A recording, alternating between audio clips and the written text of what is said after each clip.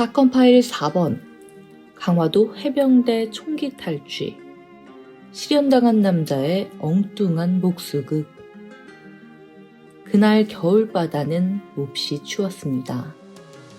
아직 여명이 시작되지 않은 2007년 12월 6일 오후 5시 40분 해병대 제2사단 이모상병과 박모일병은 그날도 여느 때처럼 바닷바람을 뚫고 해안선 경계 근무를 마치고 귀대 중이었습니다.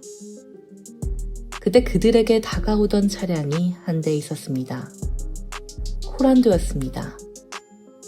그저 지나가는 차량이려니 하고 비켜서서 걷던 해병들을 차량은 작정이라도 한 듯이 들이받았습니다. 박일병은 차에 치이고 꽤 멀리 튕겨나갔습니다. 하지만 의식을 잃지는 않은 상태였습니다. 차에서 가까운 곳에 쓰러진 이상병에게 차에서 내린 운전자가 다가왔습니다. 죄송합니다. 사고였습니다. 괜찮으세요? 라고 묻는 운전자는 말과는 달리 주머니에서 흉기를 꺼내들었습니다. 차에 치인 충격에 정신이 없던 이상병은 순간 흉기가 칼이 아니고 권총인 줄 알았다고 합니다. 사격을 해야 하나 말아야 하나 순간적으로 고민할 때 범인은 이상병의 얼굴을 찌릅니다. 상처를 입은 이상병은 총으로 범인의 머리를 가격했지만 결국 5m 아래 강둑 밑으로 굴러떨어졌습니다. 운전자는 이어 박일병에게 다가가 총과 탄약을 뺏으려고 합니다. 중상을 입은 박일병이 혼신의 힘을 다해 저항하자 운전자는 박일병에게 7차례 흉기로 공격합니다. 마지막까지 총을 놓지 않았던 박일병은 이송되는 앰뷸런스 안에서도 총을 놓지 않았고 멜방을 팔에 둘둘 감고 있었습니다. 이날 용의자는 순식간에 K2 소총 1정과 실탄 75발, 수류탄 1발, 유탄 6발을 탈취하고 강화도 북쪽으로 차를 몰고 사라졌습니다. 이때 먼발치서 이 장면을 목격한 남녀가 현장으로 다가왔습니다. 이상병은 이들에게 휴대전화를 빌려 소초 상황실로 상황을 보고합니다. 이상병은 초지대교 막아 라고 외쳤지만 얼굴에 깊은 자상을 당한 그의 목소리를 상황실이 제대로 알아듣기까지는 적지 않은 시간이 흘러야 했습니다. 사건 발생 후 1시간도 채 지나지 않은 오후 6시 30분경 강화, 김포, 일산 일대에 진돗개 하나가 발견됐습니다.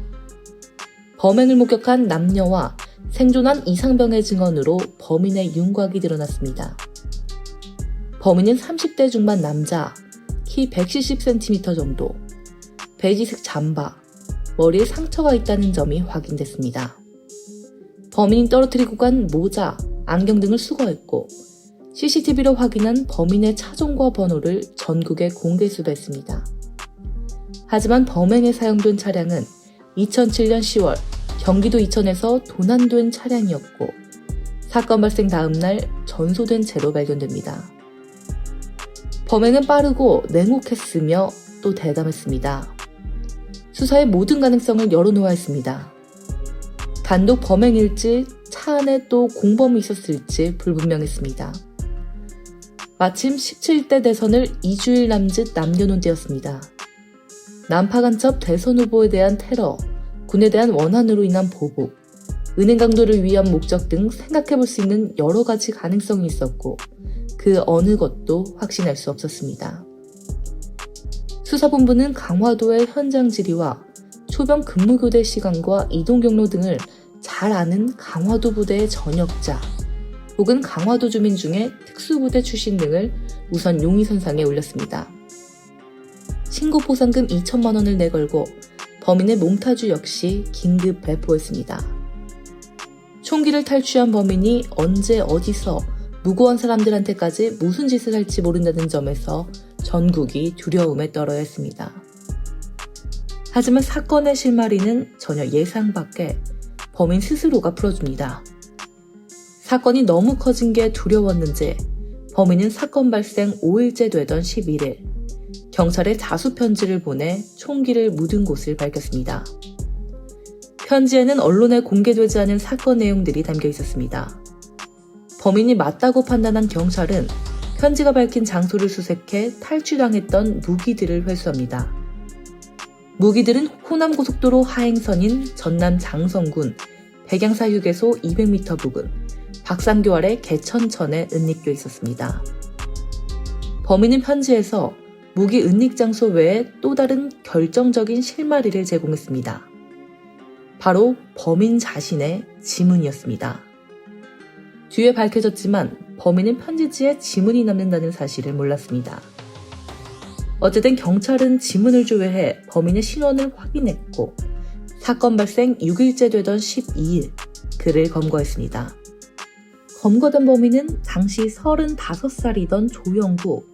그는 경찰의 초기 추정과는 완전히 다른 사람이었습니다.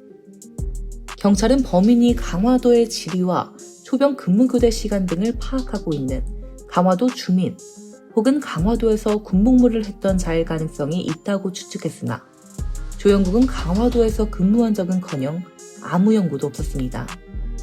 강화도 지리에 밝았던 것은 내성적인 성격을 고쳐보기 위해 오프로드 차량 동호회에 가입해 다니던 곳이 강화도라서 지리를 파악하고 있었던 것이었다고 경찰에 진술했습니다. 과감한 범행으로 볼 때 특수부대 출신일 가능성도 제기됐지만 실제로는 일반 육군 포병 출신이었고 전과자도 아니었습니다. 당초의 용의선상과는 전혀 거리가 먼 자였기 때문에 만약 자수편지를 보내지 않았거나 편지에서 지문이 발견되지 않았더라면 오래도록 미제 사건으로 남을 가능성도 큰 사건이었습니다. 하지만 이런 충격적인 사건의 범행 동기는 세상을 다시 한번 놀라게 또 허탈하게 했습니다. 조영국이 경찰에 밝힌 범행 이유는 어이없게도 변심한 애인에게 복수를 하기 위해서였다는 것이었습니다.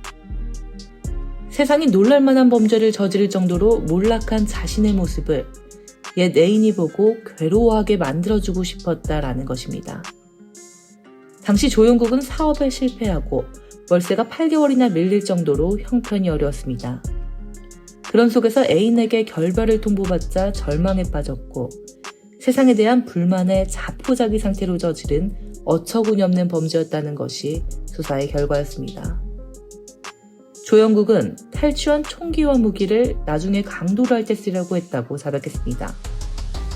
이어 사건 당일인 6일 비가 내리자 우울한 기분에 사로잡혀 코란도 차를 운전하며 강화도 일대를 배회하다 순찰하는 군인들을 본 순간 범행을 저질렀다고 덜어놨습니다. 조영국은 군사법원에 회부돼 1심에서 사형 판결을 받았습니다. 민간인은 군사재판의 대상은 아니지만 계엄령이 선포됐을 경우 군 형법상 간첩, 유해음식물 공급, 초병에 대한 범죄, 군용물에 관한 범죄, 초소 침범, 포로에 대한 범죄를 저질렀을 경우에는 민간인이더라도 군인에 준해 군사재판을 하도록 되어 있습니다. 조영국은 군사보호구역 내에서 군인을 습격해 살인과 중상해를 입히고 총과 실탄, 수류탄을 탈취한 혐의입니다. 조영국은 2심에서 총기를 탈취하려는 고의는 있었지만 초병을 살해하겠다는 고의는 입증되지 않았기에 15년형으로 감형되고 대법원에서 형이 확정돼 올해 12월 출소할 예정입니다. 그럼 그에게 꼭 들려주고 싶은 말이 있습니다. 숨진 박일병은 벽제 화장터에서 화장을 했습니다. 이때 박일병의 아버지가 유골함을 안고 영철아 춥지? 어서 가자 라고 나지막히 속삭였다고 합니다. 평생 이 아버지의 말을 기억하길 그리고 고인의 명복을 기도하며 살길 바랍니다.